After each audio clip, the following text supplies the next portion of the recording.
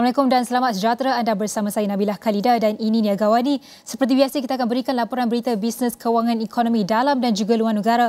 Namun tumpuan kita pada ketika ini adalah prestasi industri pelancongan Malaysia bagi segmen pelancong antarabangsa bagi tahun hadapan dan tahun mendatang. Dijangka melepasi pencapaian pra-pandemik COVID-19 dipacu oleh usaha pemasaran dan promosi pemain industri tempatan. Timbalan Ketua Pengarah Lembaga Penggalakan Pelancongan Malaysia, Datuk Musa Yusof berkata, ia juga susulan isyarat positif daripada ketibaan pelancong antarabangsa ke Malaysia tahun ini. Jadi untuk berbincang lanjut, sudah sedia berada dalam talian ialah Cik Hizam Yusof, Champion Nexus Productivity Pelancongan TPN dan Presiden Digital Travel Technology Association of Malaysia. Selamat pagi Hizam. Selamat pagi. Baik, pertama sekali kalau kita tengok tadi kenyataan pencapaian sektor pelancongan dijangka akan lepasi paras pra-pandemik pada tahun hadapan. Jadi apa reaksi dan pendapat awal Hizam tentang perkara ini? Salam sayangi Malaysia semua.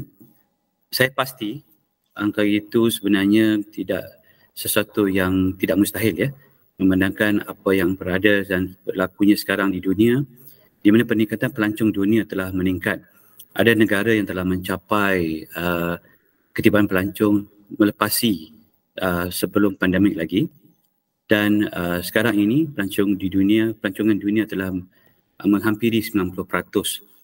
Jadi untuk kita mendapat atau mencapai sasaran itu tidaklah sesuatu yang mustahil dan saya pasti kita boleh mencapai atau melebihi angka yang ditetapkan ataupun dijangkakan.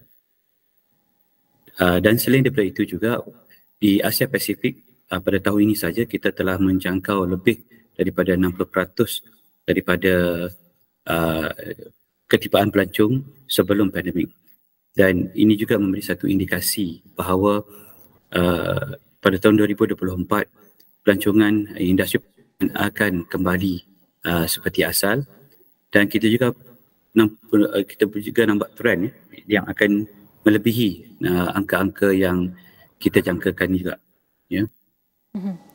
Dan Cik Hizam, keputusan kerajaan baru-baru ini mengatakan mereka memberikan pengecualian visa selama 30 hari untuk pelancong dari China dan juga India masuk ke Malaysia mulai 1 Disember. Jadi adakah fasiliti perkhidmatan pelancongan sebenarnya bersedia untuk tampung jumlah kemasukan yang besar ini?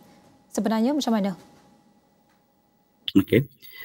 Sudah saya menjawab soalan itu. Kembali kepada soalan yang pertama tadi. Ini pencapaian kita pada tahun ini sebelum kita menerima pelancongan daripada China dan India ya. Dan dengan usaha kerajaan dan liberalisasi visa kepada negara China dan India ini, kita menjangka lebih pelancong daripada negara-negara ini. Pada tahun 2019 sahaja kita menerima lebih daripada tak silap saya 500,000 pelancong dari China dan India aja. Jadi dengan pasaran yang terbuka semula kepada China dan India, saya pasti fasiliti kita sebenarnya telah tersedia lama.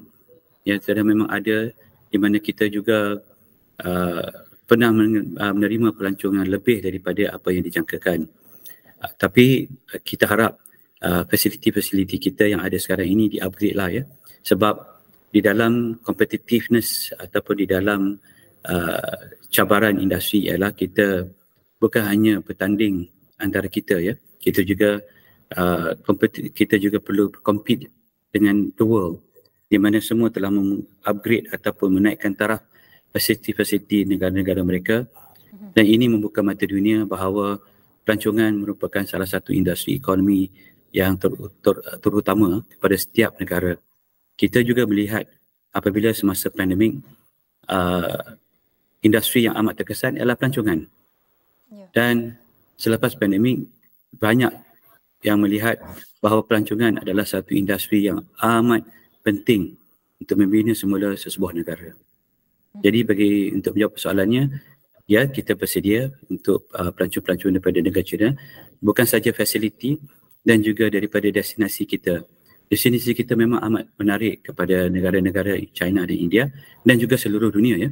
Sebab kita ada selain daripada salji, kita ada almost everything in the world in Malaysia.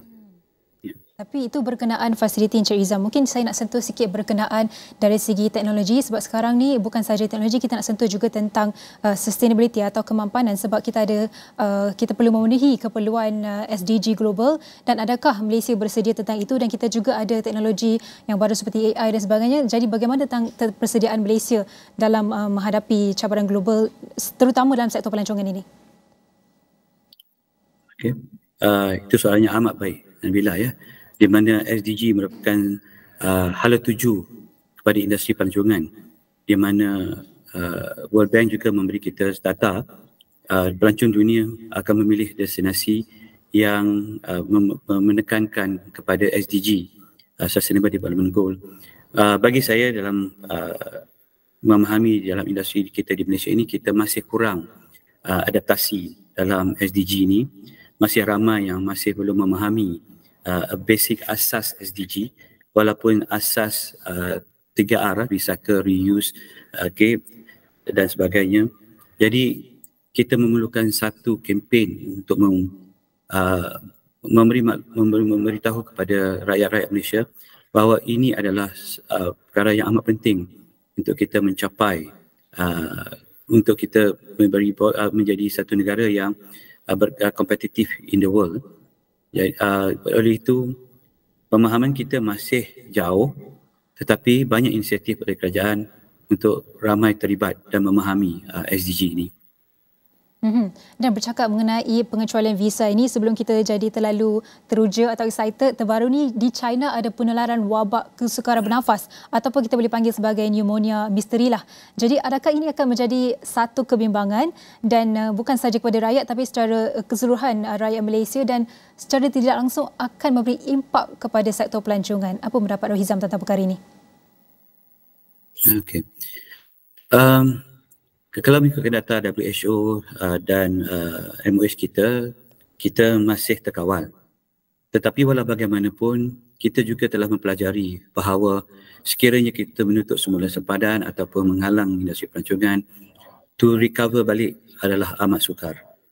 Jadi adalah lebih baik kita mengambil precaution ataupun mengambil iktibar sendiri dan memahami apabila berlakunya perkara-perkara ini, bagaimana untuk kita bertindak cepat, ya.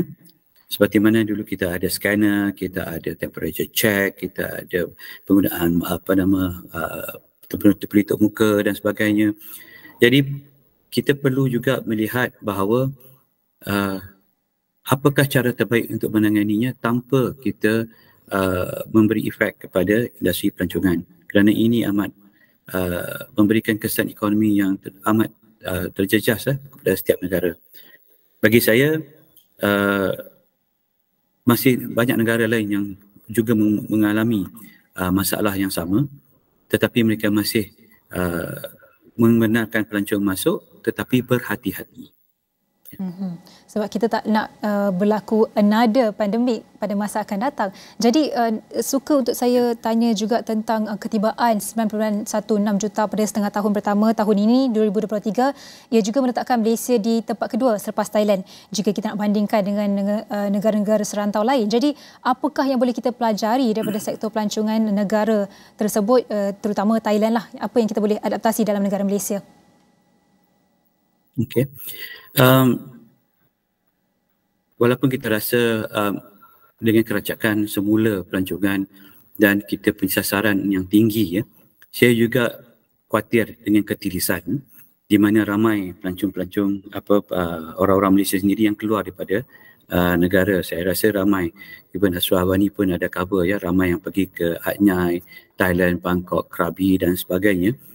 Jadi ini adalah satu, walaupun kita ramai pelancong yang tiba, tapi kita juga banyak yang mengancung keluar. Itu tidak boleh menghalang kerana ini juga adalah satu ekosistem atau ekonomi industri pelancongan. Tetapi adalah lebih baik sekiranya kita mendapat pelancong-pelancong kita melancong secara domestik. Okay.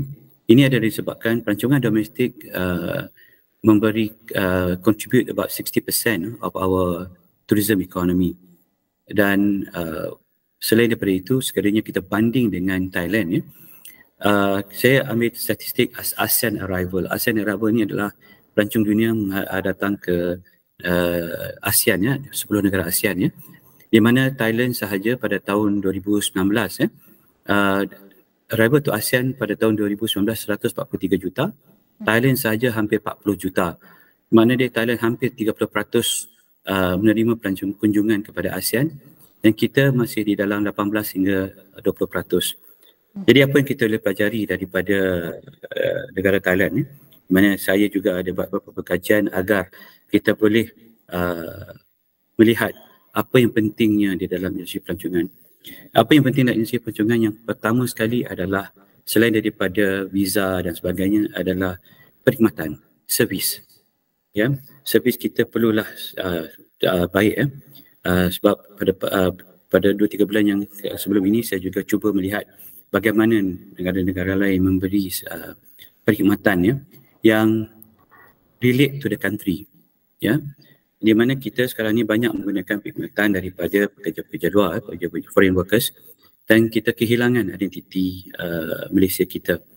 Oleh itu dalam Tourism Productivity Nexus, kita mengamalkan ataupun kita mempromosikan kempen menamakan Sayangi Malaysia, di mana kita mahu penduduk-penduduk kita sendiri melancong negara kita, menjaga environment kita, sebab Sayangi Malaysia berkisahkan kepada environment, protect your environment, culture, heritage, etika kita dan kekuatan multicultural kita.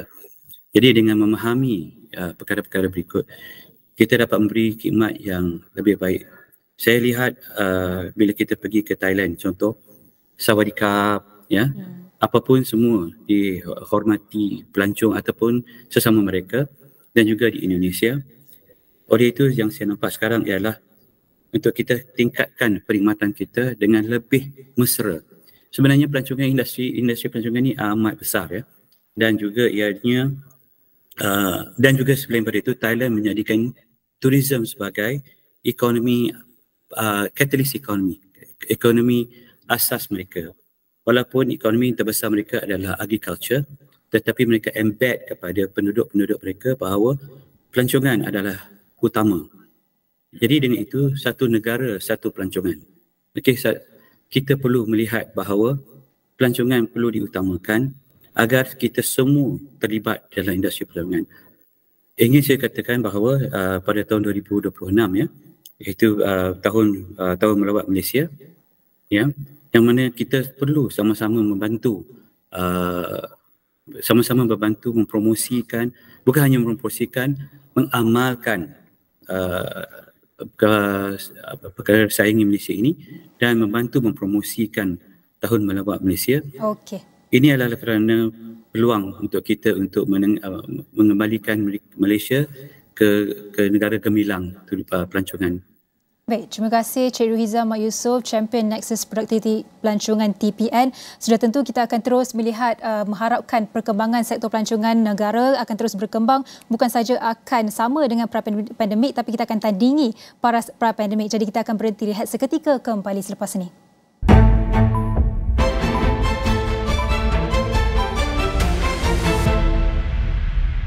Di dalam setiap berita yang dibawa, konteks amat penting. Cara kita mendapat berita kian berubah melalui media sosial maupun saluran digital yang lain serta kaca TV. Kami sentiasa membawakan yang tergempar dan terkini. Ini perkembangan yang baru kami terima. Berteraskan acuan verifikasi yang diamalkan supaya setiap fakta adalah sahih. Daripada analisis pelbagai sudut yang mendalam, laporan-laporan khas dan perbincangan yang membina negara. Inklusif, suara rakyat kami ajukan. Keseimbangan persepsi kami pastikan. Kerana setiap cerita mempunyai impak yang tersendiri dan perlu dibawa dengan penelitian yang terperinci. Pastikan Astro AWANI menjadi pilihan anda tidak kira di mana sahaja anda berada. Saluran berita paling dipercayai di Malaysia. Dua beradik dibesarkan oleh keluarga angkat penuh konflik. Ni kosong mahal ni. Tempat aku belajar tu banyak anak orang kaya. Macam ni ke anak yang enti besarkan selama ni? Sekarang ni masa kita balas jasa enti dulu. Mencari jawapan kepada tragedi lalu. Satu hari saya akan jadi macam Datuk. Angan-angan boleh tapi kena... Faham ni? Sebabkan dia ni, mak kita tak bersalah tu mati. Aku janji kita akan dapat keadilan untuk Mak. Jangan lupa janji di Astro dan Astro Go.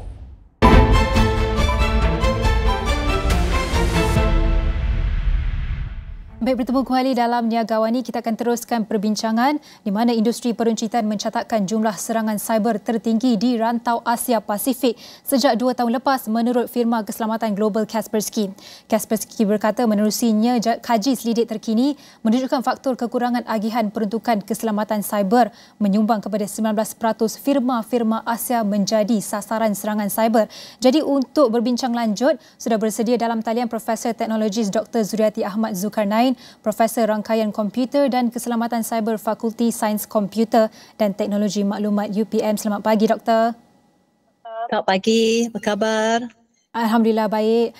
Tapi Doktor, kita nak melihat juga kepada data tadi ataupun statistik tadi. Mungkin apa yang Doktor boleh kongsikan antara punca yang mendorong kepada kadar ini, terutama kalau kita sentuh soal rantau ASEAN ini? Okey, terima kasih Nabilah ya.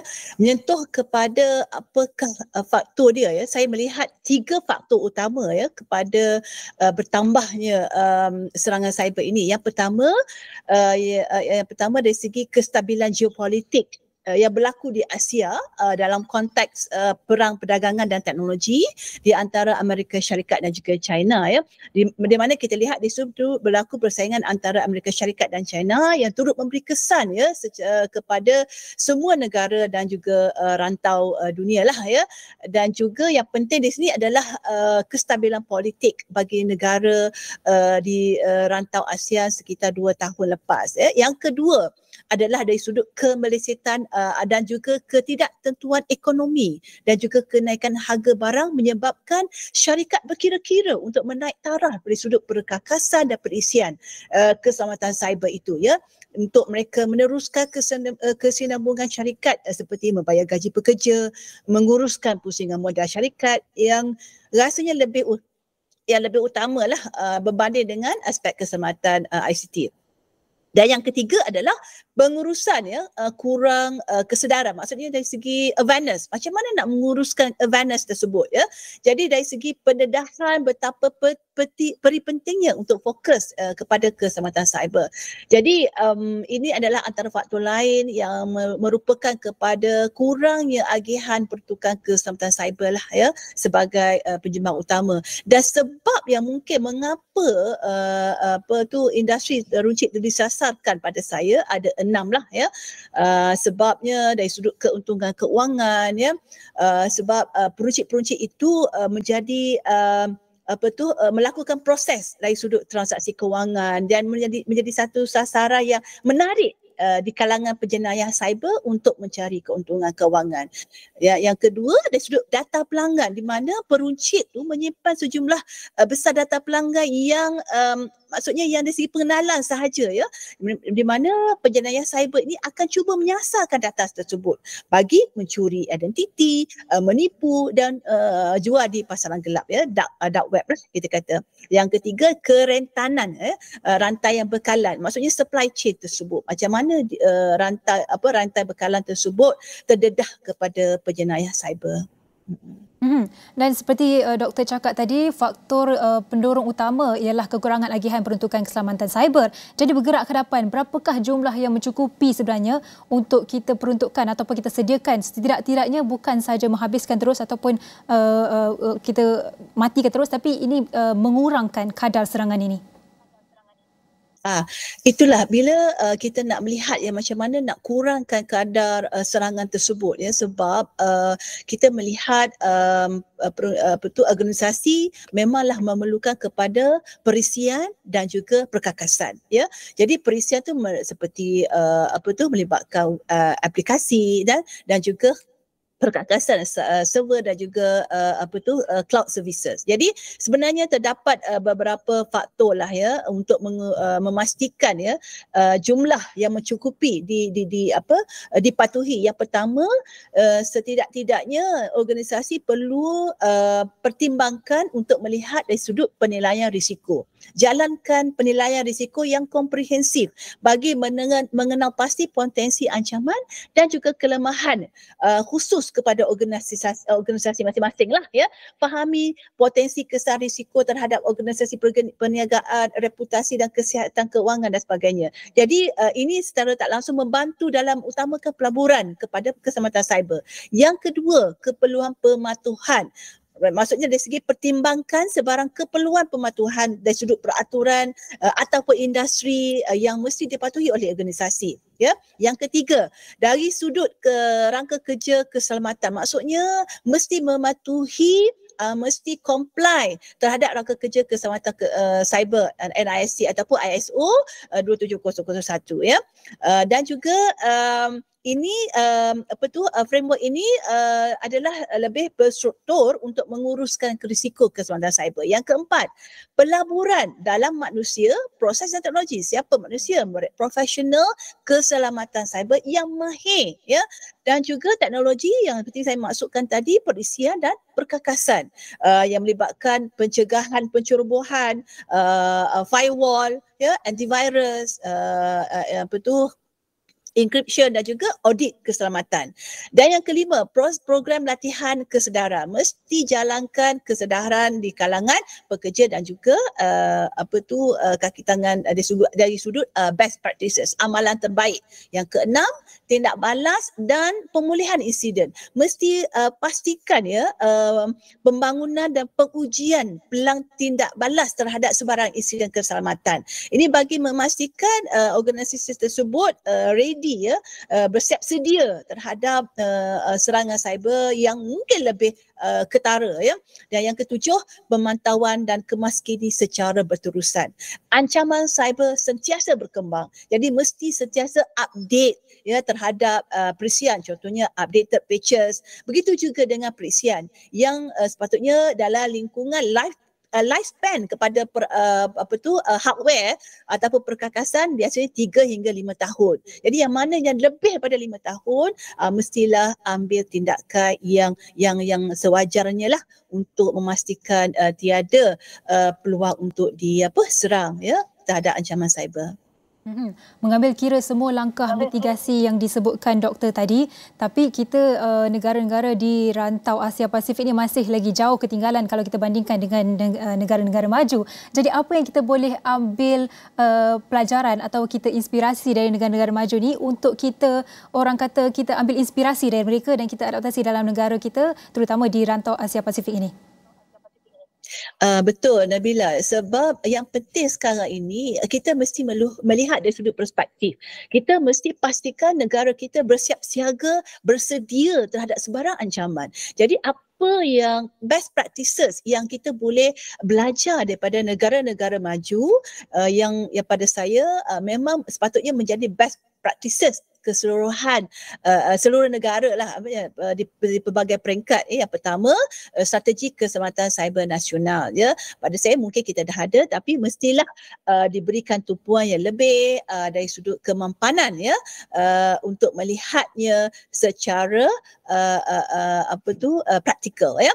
Yang kedua, dari sudut perkongsian sektor awam dan swasta ya. Macam mana negara maju boleh memupukkan perkongsian yang lebih kukuh di antara agensi awam dan juga swasta bagi melihat kepada perisikan ancaman, amalan terbaik dan sumber. Jadi pendekatan kolaboratif ini akan meningkatkan daya tahan secara keseluruhan ya terhadap keselamatan cyber negara. Yang ketiga, rangka kerja kawal selia. Maksudnya mereka ya lebih mewujudkan dan menguatkuasakan peraturan keselamatan cyber yang teguh dan mampan untuk membantu menetapkan piawaian minimum.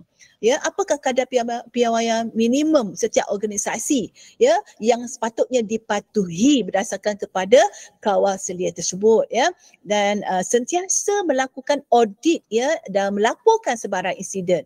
Maksudnya lebih transparent. Yang keempat, sentiasa updated ya dari segi penyelidikan dan juga dalam masa yang sama adanya sejumlah amount pelaburan ya terhadap R&D tersebut ya. Jadi jadi R&D ni mesti harus dipertingkatkan dan memerlukan sedikit investment ya, bagi mereka lebih mengetahui apakah ancaman cyber yang akan muncul ya. Jadi peruntukan dana sangat penting. Yang kelima, pendidikan keselamatan cyber dan pembangunan tenaga kerja. Jadi profesional dari sudut keselamatan cyber mestilah dipertingkatkan, dan juga pendidikan keselamatan dari cyber mestilah dipraktiskan kepada pelbagai peringkat ya, sekolah, universiti, juga masyarakat terbanyak ya, bagi memastikan mereka aware ya dengan sebarang bentuk ancaman keselamatan ya. Dan yang keenam, tindak balas insiden dan perancangan pemulihan. Maksudnya mereka mempunyai respons insiden dan pelan pemulihan yang mantap dan penting untuk meminimumkan kesan serangan cyber. Baik, Prof. Ya, dan Okey, negara Prof. maju akan menekankan kepentingan ya untuk membangunkanlah pengujian pelan tersebut. Okey, banyak lagi kita nak bincangkan sebenarnya, tapi kesetengah masa kita tak banyak masa untuk kita bincangkan lebih lanjut. Banyak juga soalan saya nak tanyakan, tapi masa sangat mencemburui. Dan terima kasih diucapkan kepada Profesor Teknologis Dr. Zuriati Ahmad Zulkarnain, Profesor Rangkaian Komputer dan Keselamatan Cyber Fakulti Sains Komputer dan Teknologi Maklumat UPM. Baik, seterusnya kita akan teruskan dengan perkembangan COP28. Pengurusan sumber air yang cekap dan berkesan perlu menjadi fokus utama untuk pengekalan dan kelestarian sumber air di negara ini. Editor Astro AWANI Dzulfitri Yusof menemui pengurusi Suruhanjaya Perkhidmatan Air Negara Charles Santiago seiring penganjuran COP28 di Dubai, UAE. Okey, kami masih lagi berada di Persidangan Perubahan Iklim PBB COP28. Kita bercerita mengenai kelestarian bahan api fosil, cerita mengenai peralihan tenaga, tapi satu tidak dapat tidak kita untuk bincangkan ialah bagaimana kelestarian air kita. Pengurusi SPAN bersama dengan saya, kita mesti sebut Charles Santiago, YB Charles Santiago, tapi saudara Charles mungkin dapat diceritakan dan juga memberikan satu gambaran besar perbincangan air sustainability di COP28 ini dan juga partisipasi SPAN sepanjang COP28 langsung. Terima kasih atas soalan yang penting, Saudara Zul. Saya telah pergi kepada beberapa pavilion yang ada di sini, dan pergi ke US, European Union, UAE, Brazil, Japan dan sebagainya. Lebih kurang 15 pavilion saya sudah dengar beberapa pandangan daripada expert-expert sebagainya. Selalunya bila kita pergi ke pavilion mereka, kita dapati mereka hanya fokus kepada zero carbon emission. Ya. Dan zero carbon emission itu khususnya kepada sektor tenaga. So semua tempat ni how to reduce carbon emission for energy. Itu yang selalu dibincang, ataupun net carbon emission. Tapi apa yang mereka lupa ialah tanpa air tidak ada tenaga. So sebenarnya fokus itu mesti diutamakan kepada air sama dengan tenaga. So tenaga tidak boleh dipisahkan daripada air. Air dan tenaga harus dinampak sebagai keutamaan yang bersama. Itu saya fikir adalah satu isu yang penting. Dan juga apa yang kita nampak, air juga ataupun bekalan air menjadi mangsa kepada perubahan iklim. Kita dapati bahawa apa yang dikatakan El Nino. El Nino itu sebenarnya ada extreme weather patterns. Tiba-tiba ada hujan, tiba-tiba ada kemarau. Teruk kemarau. Dan sekarang saya diberitahu bahawa El Nino akan dapat balik ke Malaysia pada bulan Januari hingga Februari lagi. So kalau kemarau datang ke Malaysia, itu bulan depan YB. Yalah, Januari 24. Dan juga kajian yang dibuat oleh NARING. NARING itu adalah agensi kerajaan yang membuat tinjauan pandangan dan juga analisa. Mereka mengatakan bahawa Malaysia akan menghadapi kemarau daripada 23 hingga 2050. So ini kemarau itu penting untuk kita mengatasi. Sebab kita dapati bahawa ini akan experience oleh kebanyakan daripada rakyat Malaysia. Dan kalau kemarau berlaku, maka apakah rancangan kita untuk menangani masalah ini. Manakah kita akan simpan air? Apakah cara kita akan buat untuk simpan air? So oleh kerana itu, pada pandangan saya, fokus daripada COP28 ini harus memberi fokus juga keutamaan dan prioriti kepada bekalan air. Ini saya fikir adalah penting sekarang. Seperti saya katakan tadi, bekalan air telah menjadi mangsa kepada perubahan iklim besar. Tuan Charles, kalau kita melihat, kita boleh katakan ambil enteng mengenai air ini. Ini masalah yang real dan juga sangat kontroversi. Apabila bekalan air terputus, masih lagi banyak negeri-negeri yang tidak ada pengurusan air yang sistematik dan juga berada pada standard yang sebetulnya. Air itu, bekalan air itu tidak akan ada kalau kita tidak menjaga sumber air itu, iaitu hutan, dan ini berbalik kepada pembangunan lestari, bagaimana penguasaan kepada warta, hutan simpan dan sebagainya. Itu isu yang mungkin tidak besar di COP, tetapi rakyat menghadapi dan juga ada pemikiran mengenai perkara itu. Tinggal lagi kita di COP ni selalu cakap tindakan perlu dilakukan. Bagaimana tindakan itu perlu dilakukan di Malaysia? Walaupun seperti dikatakan Zul, isu ini tidak dibincangkan dalam COP, tetapi untuk keperluan dalam negara, apa yang mesti berlaku, satu ialah kita mesti melindungi apa yang dipanggil kawasan tadahan air. Itu satu. Kedua, janganlah kita tebang pokok dekat apa dipanggil catchment areas. Ada banyak catchment areas yang telah digazet, tetapi semasa ada perubahan, bila ada pembangunan, dia diambil keluar. So ini menjadi masalah. Dan juga saya fikir kita juga mesti meneroki pandangan yang baru, iaitu apa yang dipanggil coastal reservoir. Ini satu cara yang baru untuk kita simpan air. So sekarang simpanan air itu mesti dibuat seluruh negara. Mesti dibuat di seluruh negara. Dan juga satu isu yang penting yang kita boleh buat di rumah ialah apa yang dipanggil rainwater harvesting. So rainwater harvesting kita boleh buat dekat rumah, dan juga di kilang-kilang dan juga pihak pelabur, mereka juga dekat kilang mereka boleh membuat rainwater harvesting. Kedua, reclaim water dan recycle water. Ini saya fikir adalah penting. Dan juga saya sekarang bincang dengan pihak kerajaan supaya kita membuat satu fokus, iaitu sekarang pihak kilang-kilang, industri dan juga konstruksi pembinaan dan sebagainya, mereka menggunakan air yang dirawat untuk kegunaan mereka. Tapi apa yang perlu ialah kita recycle wastewater. Kita recycle wastewater, apa yang dipanggil reclaim water, untuk digunakan di industri-industri, konstruksi pembinaan, sektor pembinaan, dan juga kalau boleh untuk pertanian. Adakah kos yang terlampau besar? Perlukan projek mega untuk melakukan transformasi? Tidak, sebenarnya kalau kita tengok, kalau kita kalau kita postpone aktiviti ini, maka bila kita akan buat, itu akan jadi kos itu akan menjadi lebih tinggi.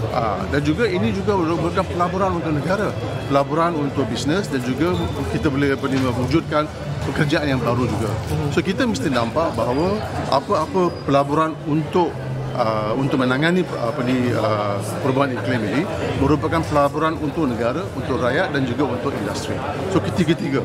Dan juga kita mesti ada apa yang dipanggil all of government dan juga all of society approach. Ini saya fikir adalah penting. Ini saya nak tanya, kerana tadi kita boleh nampak ketibaan Menteri Perumahan dan Kerajaan Tempatan YB Komeng apabila kita cerita mengenai water harvesting dan juga water recycling. Ini juga boleh diimplementasikan di peringkat BBT khususnya, dan juga perlukan polisi. Bila Saudara Charles mengatakan bahawa perlu whole of government, cerita mengenai perubahan iklim dan juga alam sekitar ni masih lagi saido di Malaysia. Jadi bagaimana kita nak katakan tindakan itu perlu merentasi kementerian. Itu yang berlaku di COP. Semua kementerian. Okey, jadi bagaimana? Kalau kita tengok di pavilion-pavilion lain, kita dapati bahawa ada banyak menteri datang bukan sahaja daripada ekonomi, ada juga datang daripada perdagangan juga. Ini menunjukkan bahawa pandangan mereka all of government approach. Tapi di Malaysia, fokus untuk perubahan iklim adalah untuk kementerian yang berhormat Menteri Nik Nasmin. Tidak ada apa-apa. Hari itu saya dengan Menteri Kesihatan. Beliau pun datang untuk tanda tangan satu agreement United Nations yang untuk bagaimana kita boleh menolong rakyat Malaysia, khususnya yang mengalami perubahan iklim dan ada implikasi kepada kesihatan negara. Tapi yang penting ialah municipalities ataupun bandaraya local council sebenarnya adalah untuk kita di Malaysia adalah mustahak sekali Dan apa-apa kita nak implementasikan, kita mesti dapat sokongan dan dukungan daripada pihak PBT. Ini saya fikir adalah penting. Kalau PBT tidak masuk dalam network kita, maka ataupun untuk menolong negara untuk atasi perubahan iklim, maka ini akan menjadi masalah. Sebab PBT mereka fokus kepada pollution, kecemaran, memberi approval untuk beberapa undang-undang dan sebagainya. So municipalities adalah penting dan saya minta Saudara Zul untuk tanya kepada Menteri apakah kerajaan PBT akan diberikan satu mandat untuk dan itu juga dibincangkan di sini dan sebab juga YB Menkomeng ada dekat sini kerana apa yang kita bincangkan dan juga pernah katakan dalam Dewan Plenary sebentar tadi mengatakan bahawa mereka ataupun PBT lah yang berada di barisan hadapan apabila climate change itu berlaku. Terima kasih saudara Shah Santego kerana sudi bersama kami, pengurusi sepan bersama kami di COP28 ini. Sekian saja perkongsian kami. Kita kembali bersama rakan tugas di studio. Baik, terima kasih Zul di Dubai dan editor kami akan terus membawakan perkembangan terkini COP28 dari sana dan kita akan teruskan dengan perkembangan ketelusan penyaluran kewangan iklim menjadi halangan terbesar untuk negara membangun untuk mencapai inisiatif mitigasi dan adaptasi perubahan iklim. Justru Malaysia menyeru komitmen global untuk membantu dana negara yang rentan dan merangka peralihan tenaga boleh diperbaharui. Berucap pada mesyuarat Menteri Perbandaran dan Perubahan Iklim di Persidangan Perubahan Iklim PBB COP28 di Dubai, Menteri Pembangunan Kerajaan Tempatan Nga Korming menekankan keperluan untuk bertindak segera menghadapi krisis iklim yang semakin meruncing. The world has spoken long enough about the catastrophic fate of torrential rain, massive flooding and expanding oceans, widening up coastal cities and islands. The poor mobilization and lack of transparency in climate finance impedes developing nations to achieve mitigation and adaptation initiative. This is a global problem which needs a global commitment to immediately hammer out a transition plan to use renewable energy and help fund vulnerable nations. Katanya Malaysia komited untuk mengurangkan pelepasan gas rumah hijau sebanyak 45% menjelang 2030 dan mencapai emisi bersih pada tahun 2050. Untuk itu, ujar beliau, dasar tenaga kebangsaan 2040 dan aspirasi negara rendah karbon menjadi pemacu transformasi ke arah tenaga yang adil dan inklusif. Persidangan COP28 pada Rabu memberi tumpuan kepada isu perbandaran dan perubahan iklim.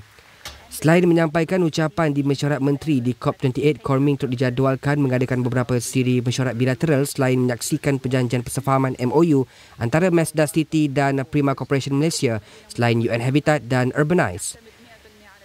COP28 berlangsung sehingga 12 Disember depan di Dubai Expo City telah menyaksikan penyertaan lebih 85,000 orang daripada pelbagai peringkat.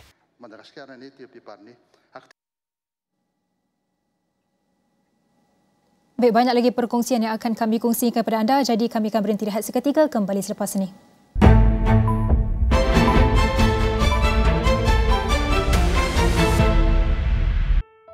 Konflik Palestin-Israel memperlihatkan dunia zahir sokongan pada Hari Perpaduan Antarabangsa bersama rakyat Palestin. 3 jumlah negeri sudah pun terkesan akibat banjir, antaranya adalah Terengganu, Kelantan dan juga Selangor. Berkenaan dengan SPRM beku akaun NGO Aman Palestin penyelewengan dana RM70 juta ringgit. Berkenaan dengan penipuan pakej umrah, polis terima lebih 300 laporan yang melibatkan kerugian 14 juta ringgit. Perkembangan situasi semasa. Wujud kenaikan harga ayam memang berlaku di tempat-tempat tertentu. Kementerian Sumber Manusia akan menjalankan operasi di seluruh negara. Kita mahu menghindari unsur-unsur buruh paksa di negara kita. Berkenaan aspek kawasalia di TikTok Shop. Rumuskan dan kita kumpulkan apa tindakan pihak kerajaan. Sudah tahu salah namun tetap berdegil. Kamu boleh tengok semua channel Astro. Astro First pun ada. Hanya di AWANI 745. 2 rekod perlawanan terakhir The Eagles dan The Reds berkesudahan seri. Kini, masing-masing bercita-cita untuk menang. Dan The Villains berhasrat untuk menyambut The Gunners dengan tugas sukar. Perlawanan besar menanti pastinya sengit. Premier League secara langsung di Astro. Abang dah kahwin dengan bos abang tu kan? Memang abang dah kahwin dengan Maria. Perkahwinan dikhianati. Abang ceraikan Amara Sofia dengan talak 1. Kenapa abang buat ada macam ni? Amara Sofia ni siapa dia? Dia PA Noah. Kau ada apa-apa ke dengan Cik Noah? Dia bos aku lah. Saya doakan penyelesaian yang baik dalam hidup awak. Dendam terindah bakal terbalas. Beautiful Love Revenge setiap Rabu dan Kamis di Astro dan On Demand.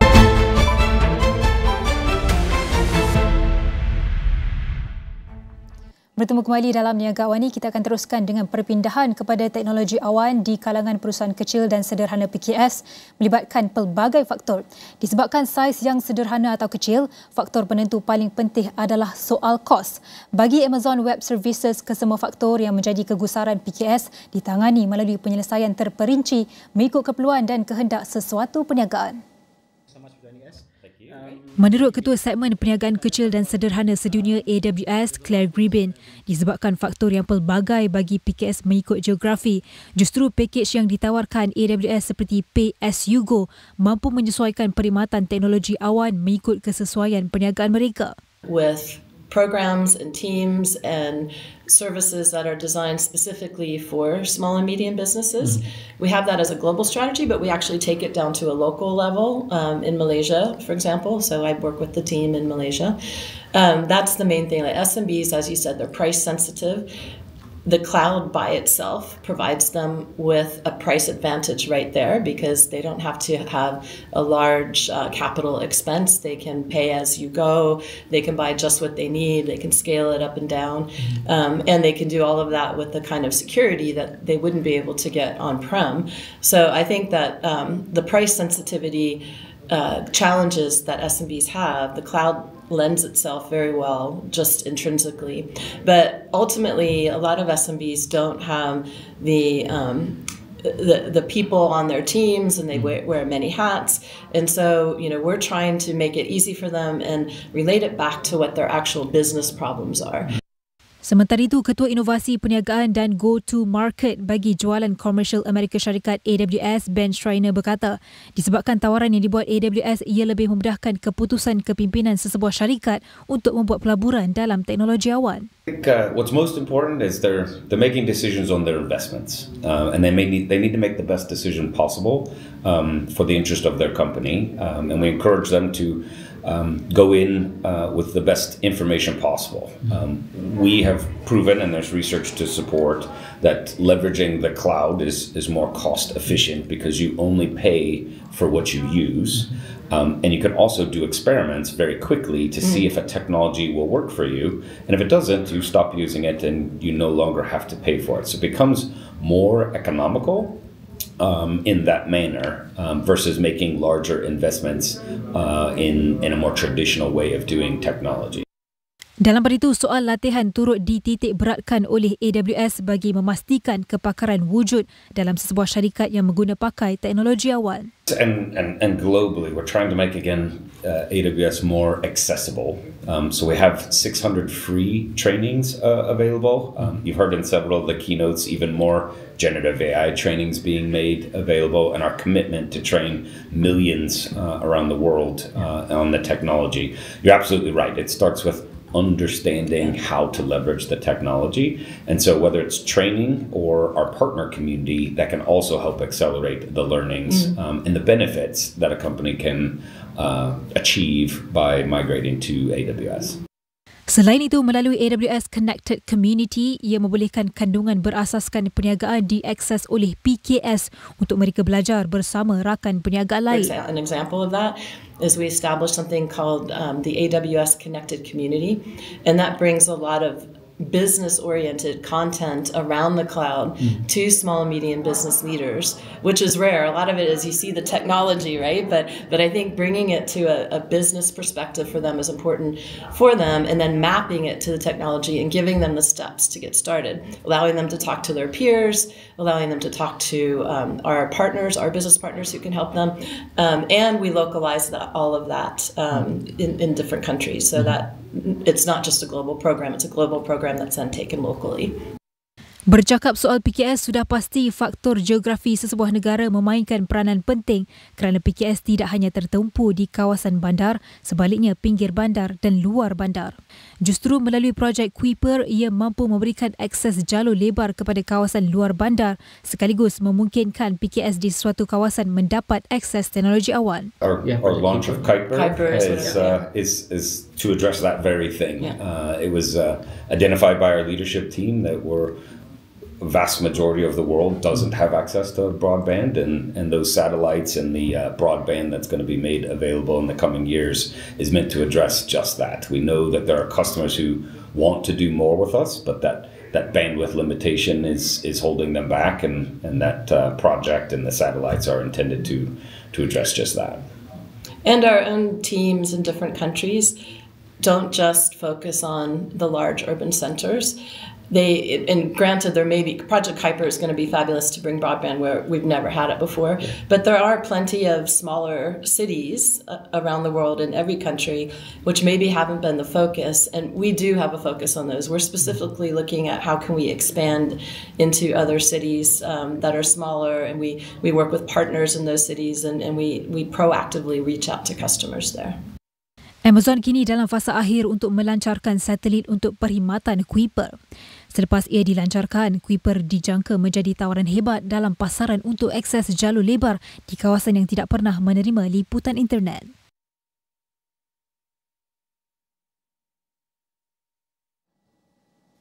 Baik, kita akan berhenti lihat seketika. Banyak lagi perkembangan COP28 selepas ini.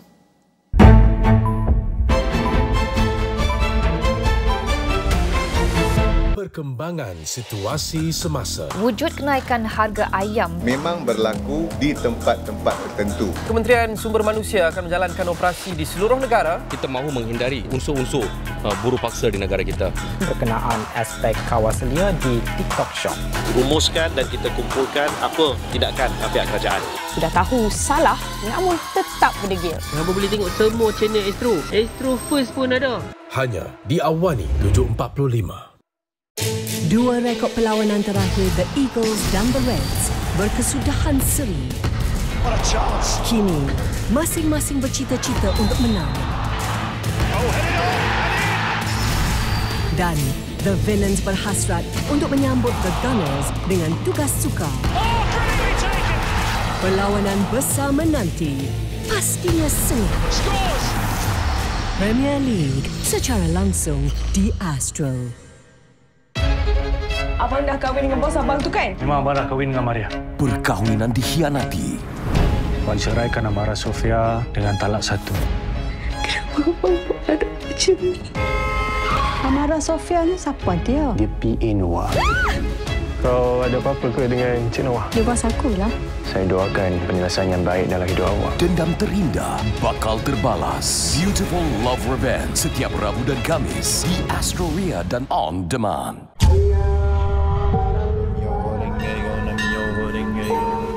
Daulat Tuanku.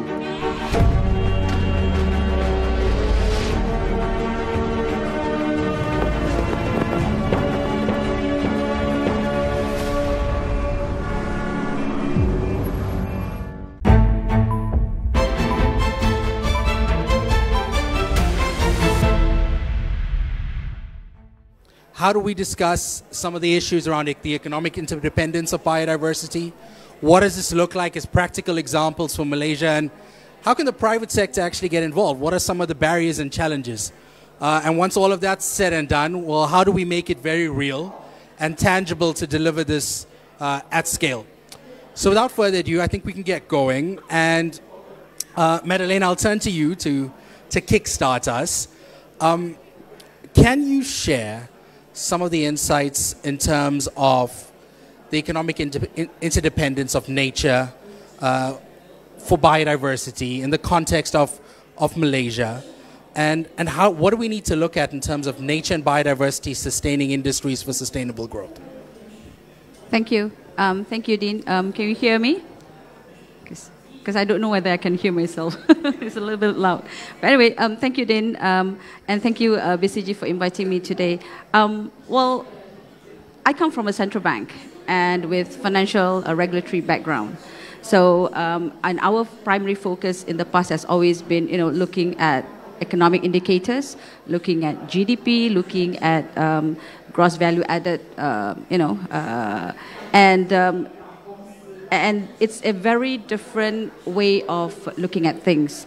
Now, but over the last few years, as we gain better understanding on what climate is about, how it actually impacts our economy, it actually, helped to broaden our perspective. It actually helped to shape our thinking in terms of, the critical impact and dependencies of industries and economic activities on the natural assets. And I think among the central banking and regulatory community, there is also growing recognition that it is actually an important area. There is actually that connection between the economy, and also nature. So, the reliance, and I should also say that at the NGFS, that's the network on greening the financial system, there is also now greater emphasis on nature,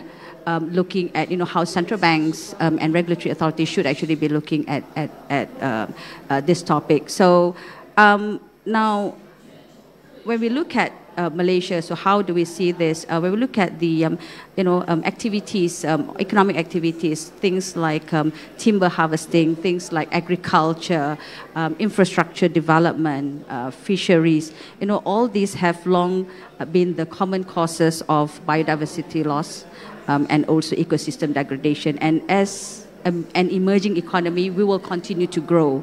And what this means is that there will be that continued pressure and focus on biodiversity. And what that means is that, should there be a breakdown on natural systems, there will be repercussions on the economy, there will be repercussions on the society as well. And just to share with you, there was a report by the World Economic Forum. It's called New Nature Economy.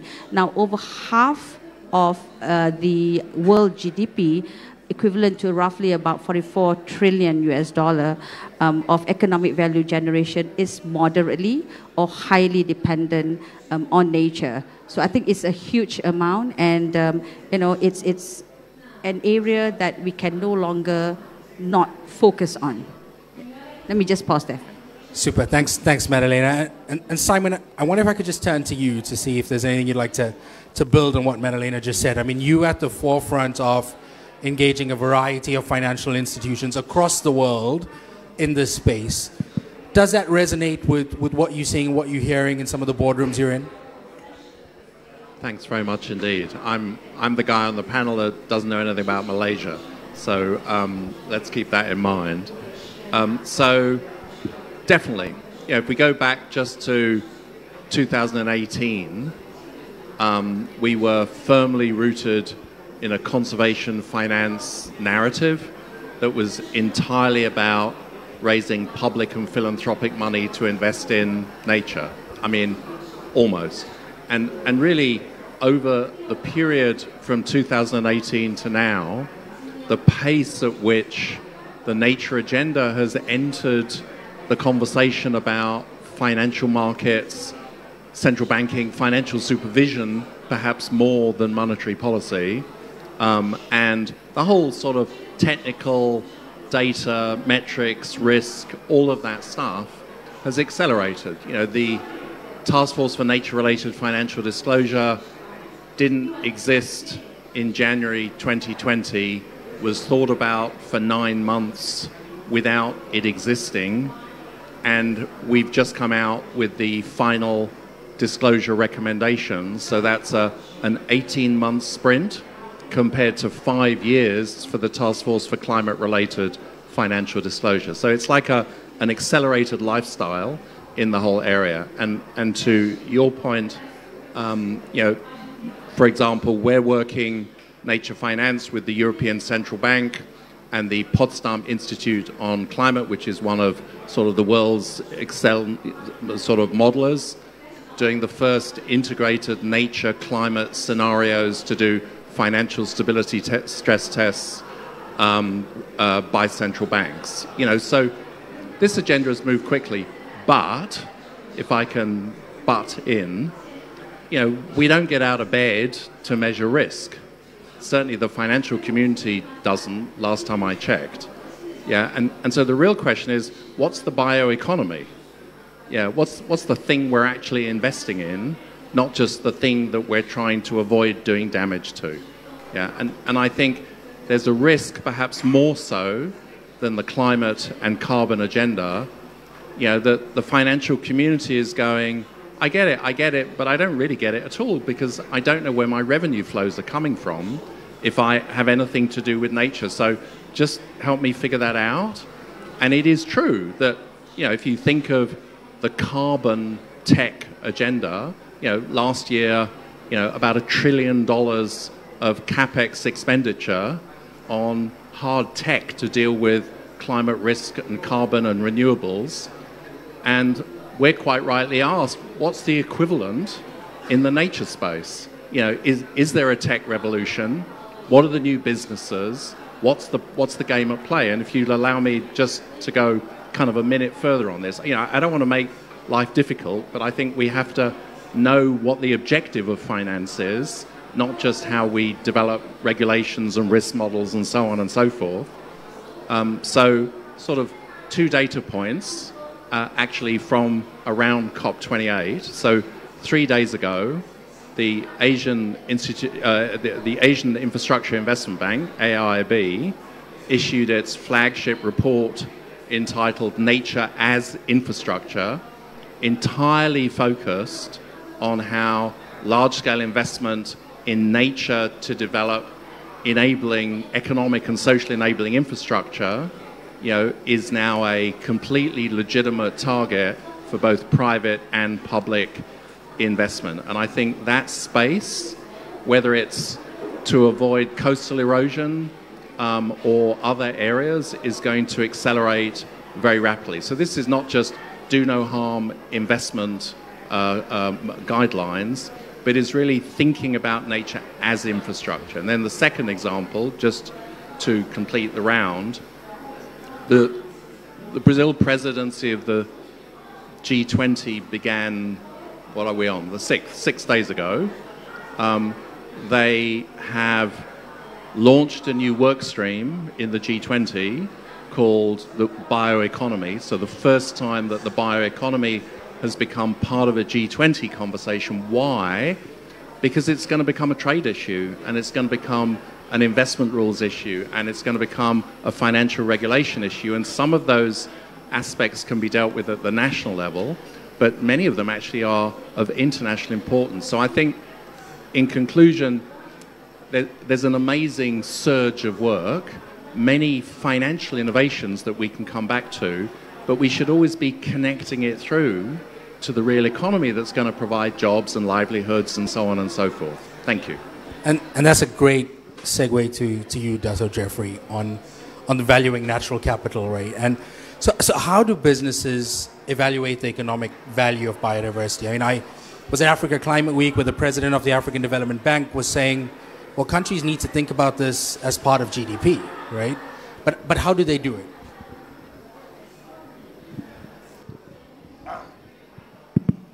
Bismillahirrahmanirrahim. Thank you so much, Dave. And I take this opportunity to thank the organizer and also the Malaysian Pavilion for inviting Malaysia Forest Fund to participate in this big occasion. And I think I'm a small people inside a big people in front of me. Dave, I'm working with forestry, Malaysia Forest Fund for a year and a half. For Malaysia Forest Fund, our work is focused on the forest, which are actually important ecological complexes, yeah, and to ensure the biological diversity can be maintained.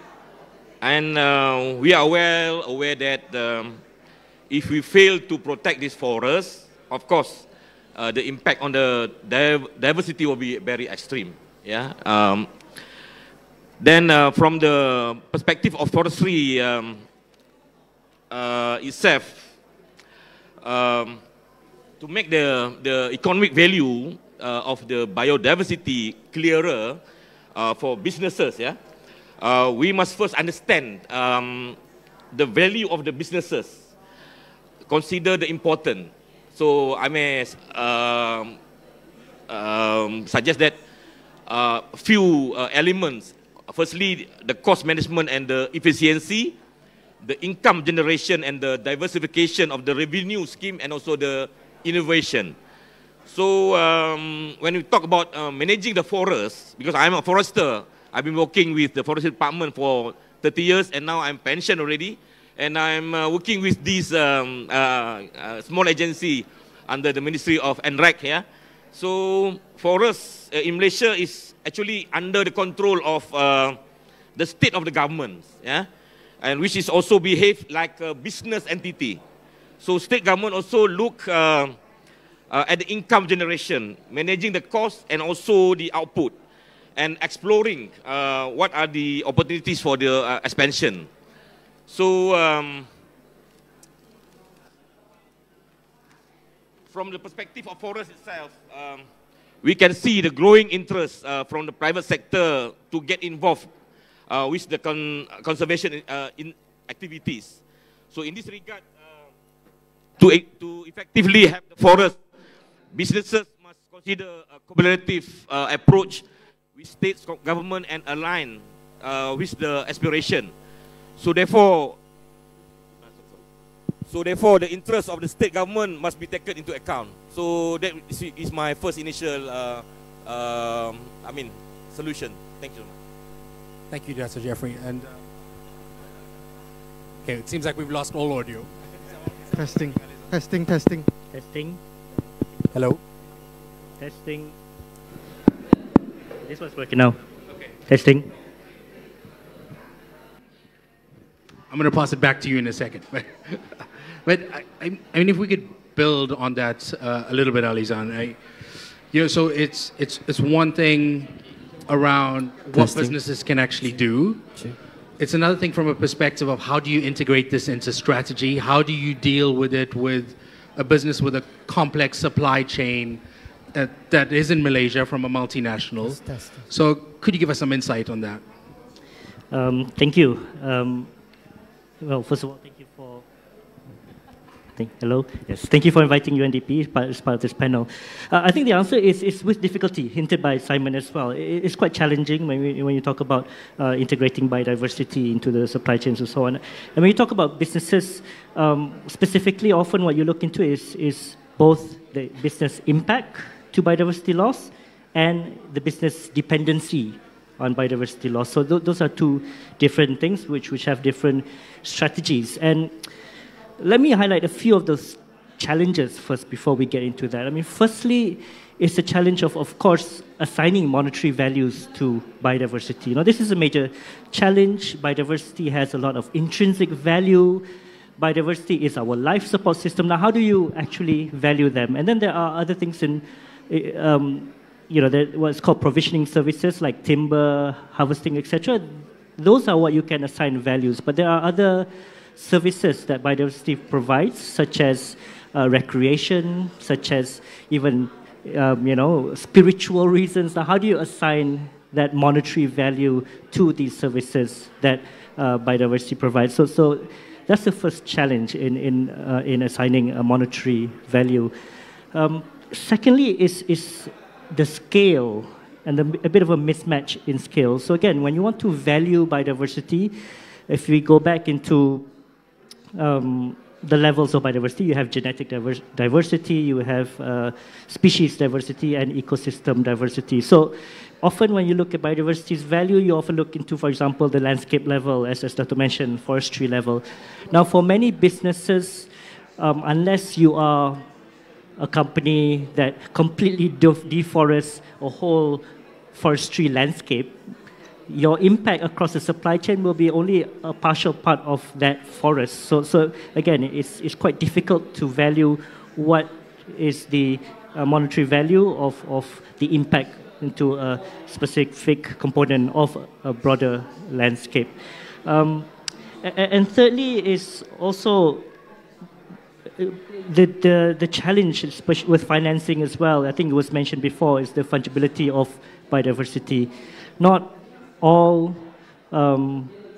forests have the same biodiversity values. Of course, tropical forests have different values than temperate forests, but even within tropical forests, there are different biodiversity values. So these are some of the challenge, first and foremost, for companies to evaluate biodiversity. But moving forward, I think there is a need to first undertake evaluation at that landscape level, and this is what UNDP has done in the protected areas in Taman Negara, in Belum Forest Park, and also in Rompin, where we did valuation studies across a whole landscape area. And we found that, for example, in Taman Negara, the values come up to 1.7 billion per year.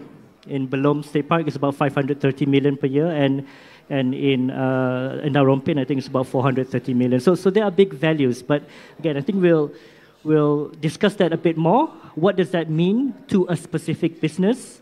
It will, I think this panel can also illuminate us a bit in how that affects a specific business across the supply chain and so on and so forth. So it's quite a challenging endeavor.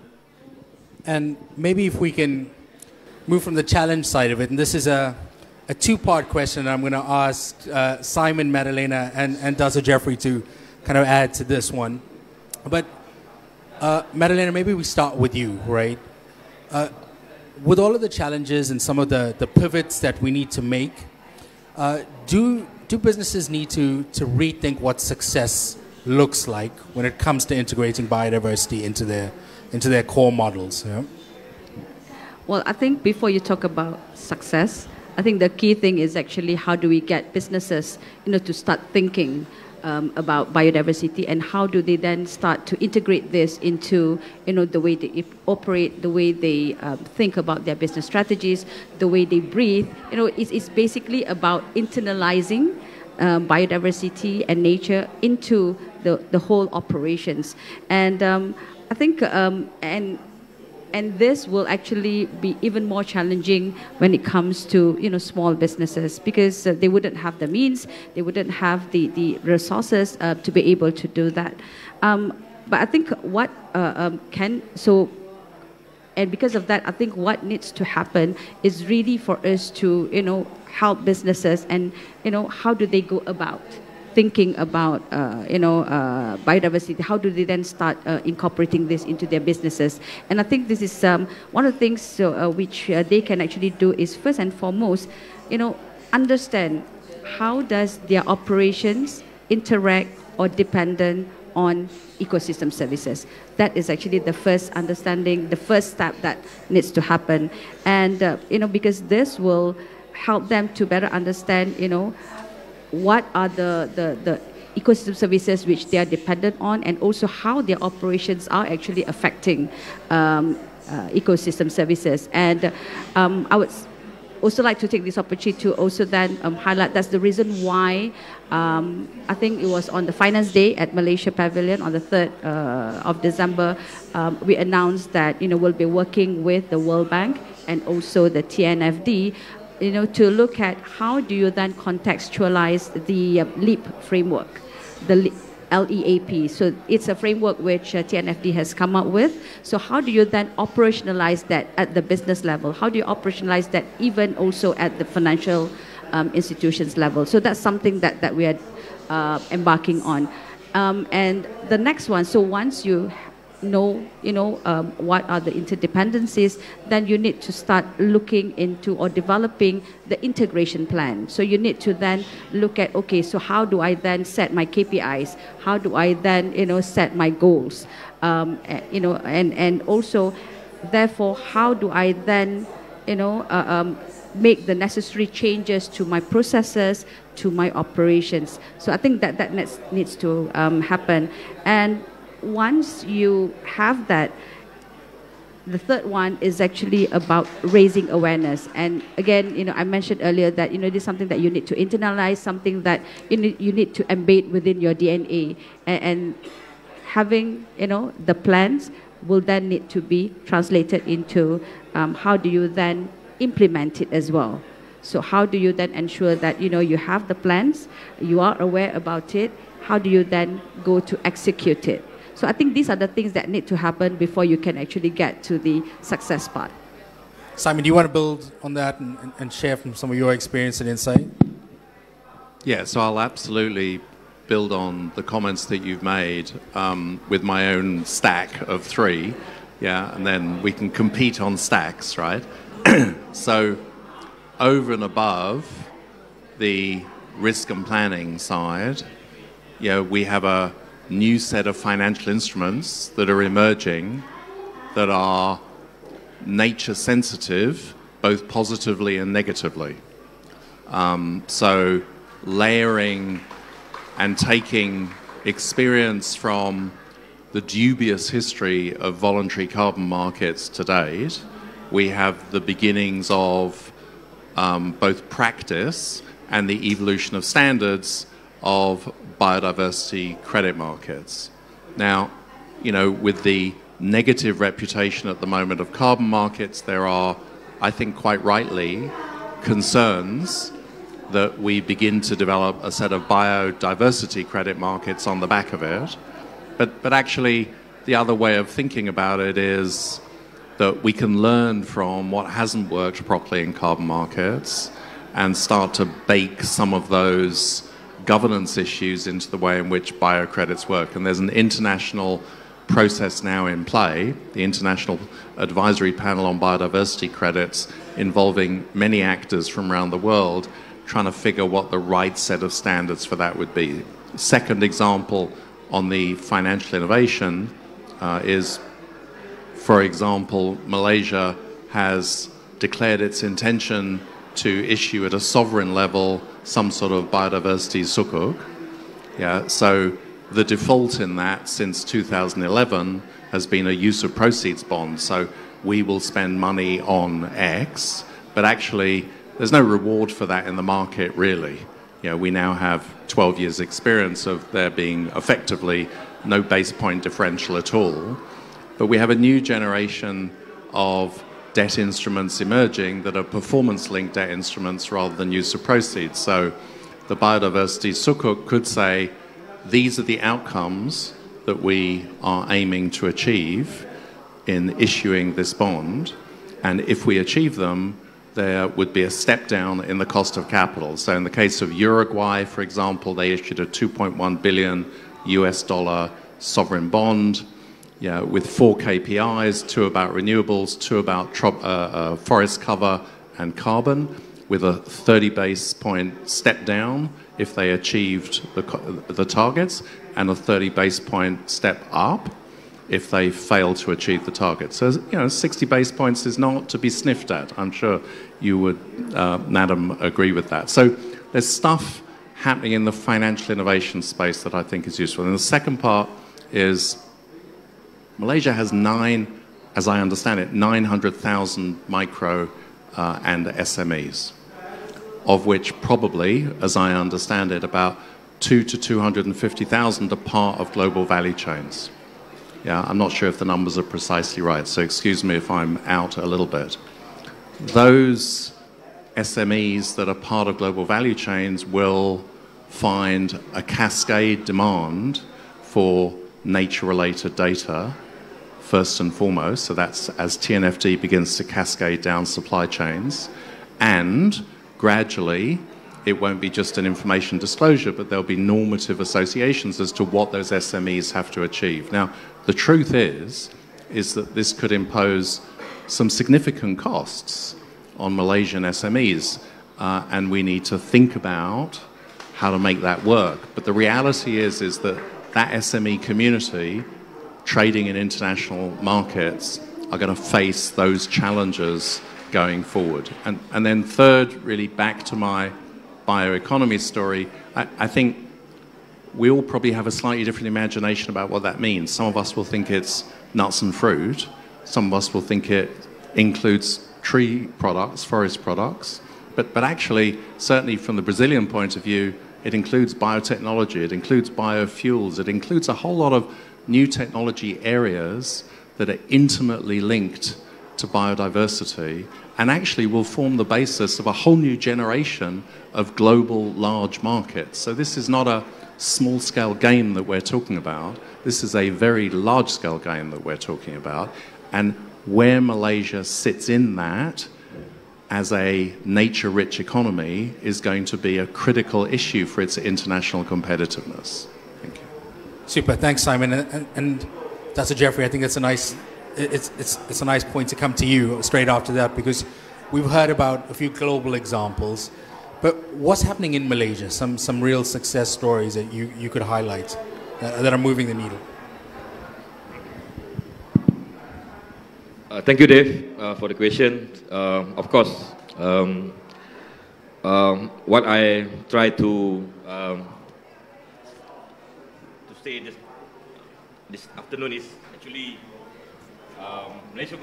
Malaysia Forest Fund is an agency under the NREC, and our core focus is to develop and operationalize and implement the finance strategies to help the forests.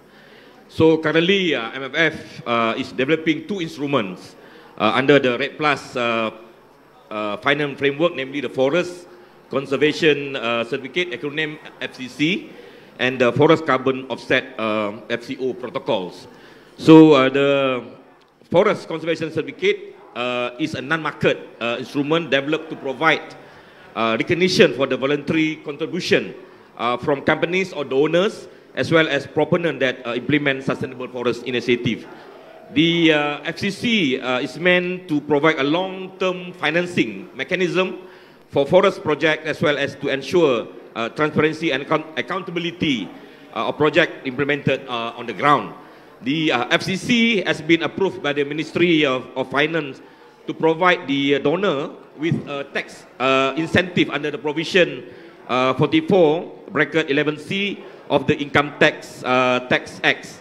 So donors that contribute to this FCC project will enjoy a tax deduction of up to 10% of their aggregated income. Then these funds that are channeled to the FCC project will be held on trust by MFF and distributed to the proponents by phases of agreed milestone. So the FCC processes also goes through a monitoring phase and the third-party audit, which is required every year to ensure that the project are implemented and intended benefits are achieved. And MFF in scheduling a town hall session in this month on the 14th to get the further feedback from the stakeholders in our country. So the next one is the forest carbon offset. This is a market focusing on the carbon benefits. The FCO is an instrument that allows the transfer of high quality and verified GHG reduction or removals from forest projects to buyers that are looking to offset their hard to abate the emission. The FCO is essentially a domestic carbon offsetting scheme that is aligned for contemporary requirement of high quality GHG and the carbon mitigation projects, including requirement around first the robust accounting methodologies, and also the baseline additionality, the permanence, the leakage mitigation, the validation, the verification, also the climate, community and biodiversity impact. So this FCO is currently under the development through a feasibility study, and the development of our methodology is expected by March first quarter of the 2024. And these are some of the opportunities that company can leverage from MFF in terms of getting involved in this biodiversity conservation. Thank you. Thank you so much. Alizan, I'd like to come to you and probably Madalena to build on the next one. But what are some of the enabling conditions to begin to scale, right? You know, we know nature, biodiversity, we need an element of collective action, right? It's too big for one sector on its own. We have to work across our boundaries. And perhaps, Alizan, start from that perspective and also some of the policy incentives. What do we need to think about? Okay, thank you for that question. I think first and foremost, a lot of here we've been highlighting finance as a major gap, and UNDP did a study in terms of biodiversity finance, BioFin, where we found that to achieve the Malaysian biodiversity policy, we had a 1.5 billion annual gap in terms of achieving the objectives of our policies. So often when we think about even scaling, it's really just to first and foremost meet that financing gap, and therefore first and foremost we need the financial instruments. And here I think Simon and Madeline has already highlighted quite a few. Very romantic backdrop. But in that context, I think we cannot run away again from innovative and alternative financing mechanisms. In Malaysia, we have, for example, the ecological fiscal transfers. We are looking into the carbon market as highlighted, but of course we need to crowd in private capital. So in terms of scaling up, this is one area which we really need to find alternative financing mechanisms. And I think, again, Simon has already mentioned, it's different than carbon credits. Again, it's less fungible, it is contextual, and therefore we need to find different ways in terms of measuring them. So first and foremost, I think we need to have a broader and bigger database in terms of biodiversity values. Again, in UNDP, we did it for the 3 protected areas that I mentioned, but I think we need values across most of the biodiversity landscapes within the country, and this can provide the baseline for understanding what the biodiversity values are. Secondly, again, in terms of the financial instruments, Malaysia has also announced alternative financing mechanisms such as the biodiversity sukuk, and we have to find out what are the best mechanisms for Malaysia, whether it's performance linked, whether it's the use of proceeds. It will probably depend on the specific types of biodiversity protection. Again, biodiversity is very complex. Are we talking about conserving a landscape, forestry? Are we talking about a specific species? And one of the early successes is always mentioned is the rhino bond by World Bank. And at UNDP, one of the projects we are working on is to develop a tiger sukuk to address the tiger population. So I think more and more of these alternative financing mechanisms will have to be designed in the context of Malaysia, and this will help scaling up. A final point is going back to what has been mentioned before as well. Ultimately, again, biodiversity by nature is complex. I think there is just a need to value biodiversity. And what I mean by that is in terms of policy, we have to look into things such as water pricing. We have to look into things such as conservation taxes. We have to look into things such as tourism taxes. And again, within the project we did in the economics of environment and biodiversity in Malaysia, there was a willingness for tourists, for locals to pay for this conservation. So I think, again, it's really to raise the value of biodiversity itself. I think I'll stop there. Super, thank you. Madeleine, is there anything you'd like to add to that? Yeah. Well, just one point to add, and I think this is where public and private partnerships will need to come in. There's a lot of talk about blended finance. I need to fight with our next door neighbor. So I think public-private partnership is actually an area that we need to focus on. There's been a lot of talks about it, but I think we need to get on to action. So what do we mean by public-private partnership? When we talk about blended finance, what kind of structures do you really need? So I think that is actually the thing that we need to really get on to. So yes, there's been a lot of intention about biodiversity sukuk, but I think there's more to it, and I think this is where the financial sector will need to come in. And for the financial sector to be able to come in, they need to actually first and foremost, have a good understanding of, what this, how should they be looking at biodiversity? And you mentioned about how do you then value it? Because when it comes to bankers, it's at the end of the day, it's always about dollars and cents. So how do you then translate that, into a language that is, they can understand? So Simon, last question, and you're going to have to compete so that we can hear your answer here. But you started this saying, you weren't from Malaysia, so I'm going to use that as a strength for you to take on this last question. It's all well and good what we heard right now, but we know the data suggests we're in a biodiversity crisis. We're running out of time to act. So if there were three things that we need to think about in the Malaysian context, what would that be to make this work now and with speed? Yeah.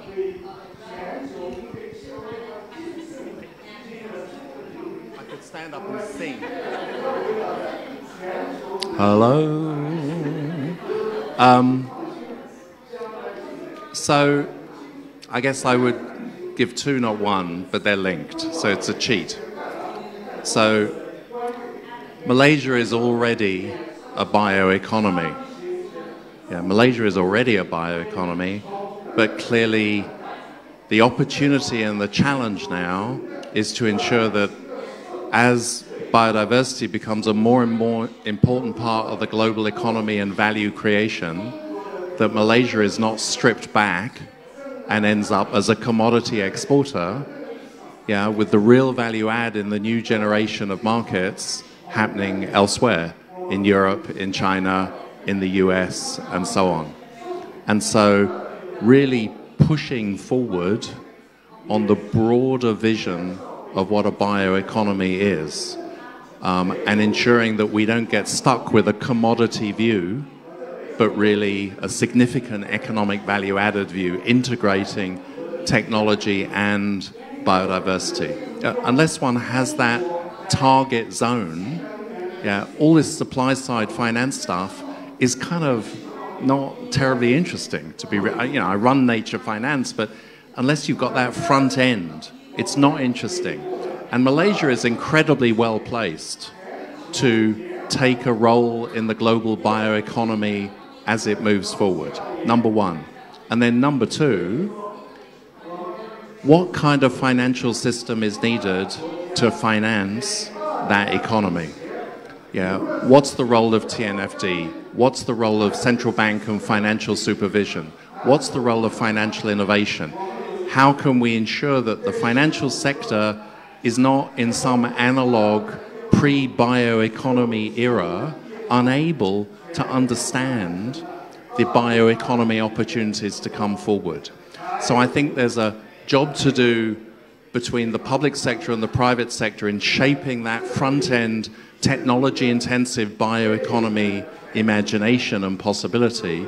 And then, frankly, Madam, I think there's a job for the financial regulators, not only on the compliance side, but really in bringing the Malaysian private financial sector to be able to really resource that development.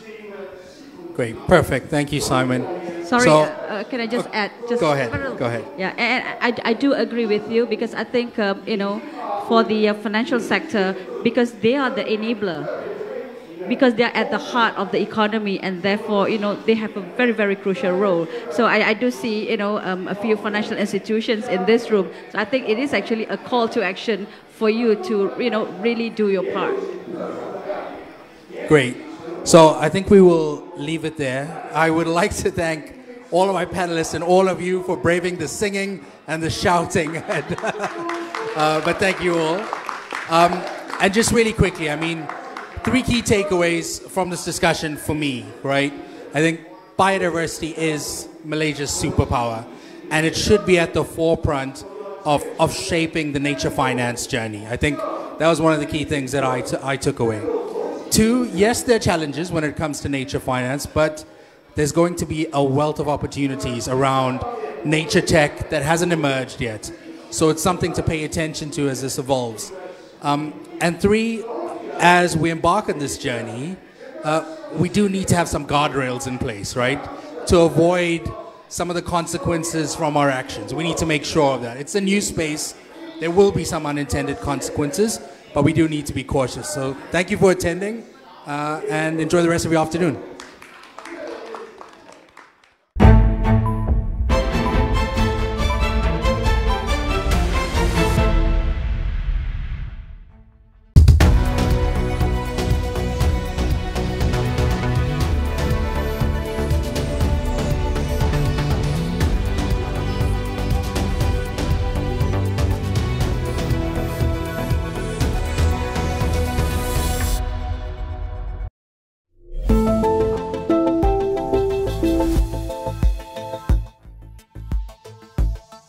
Assalamualaikum dan salam sejahtera. Saya Nazrikaha, ini agenda AWANI.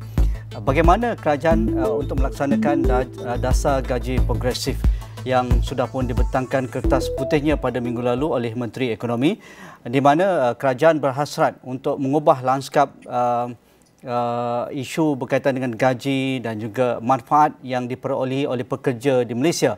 Kerana beberapa perkara berkaitan dengan isu gaji ini adalah isu berkaitan dengan struktur ekonomi kita, di mana pekerja di Malaysia tidak banyak berubah dari aspek penerimaan gaji yang lebih munasabah berbanding rakan-rakan mereka di negara-negara terutamanya seperti di China, Singapura, Korea Selatan dan juga Taiwan. Tetapi kerajaan sedar perkara ini bukanlah mudah. Sebab itu, pembentangan kertas putih berkaitan dengan dasar gaji progresif sudah pun dibentangkan pada minggu lalu. Tetapi ada perdebatan-perdebatan di kalangan penganalisis ekonomi dan juga pemerhati ekonomi menganggap ini suatu perkara yang agak optimis, tetapi mungkin perkara-perkara yang menjadi titik bengik berkaitan dengan perburuhan ataupun perjawatan di negara kita perlu diselesaikan terlebih dahulu. Jadi untuk melihat perkara ini, Tan Sri Profesor Datuk Seri Dr. Nur Azlan Ghazali, pengarah Minda UKM dan juga penganalisis ekonomi yang sering bersama kami di Astro ini akan memberi pandangan beliau. Walaupun saya secara umumnya sudah mendengar pandangan beliau beberapa sesi yang lalu apabila dinyatakan ataupun dilontarkan idea dasar gaji progresif, beliau tidak berapa orang kata pun melihat perkara ini keutamaan, tetapi beliau ingin memberikan pandangan beliau pada malam ini. Jadi Tan Sri, apa khabar? Assalamualaikum. Waalaikumsalam warahmatullahi. Sihat, Tuan Din. Terima kasih. Tan Sri, kerajaan nampaknya benar-benar dengan political will dan juga pembentangan di Parlimen, iaitu menyediakan kertas putih dan mendapat sokongan majoriti oleh di kalangan ahli-ahli Parlimen untuk melaksanakan dasar gaji progresif. Dan dalam kertas putih itu memang ada perincian yang jelas bagaimana dilaksanakan, apa mekanismenya, apa kriterianya dan syarat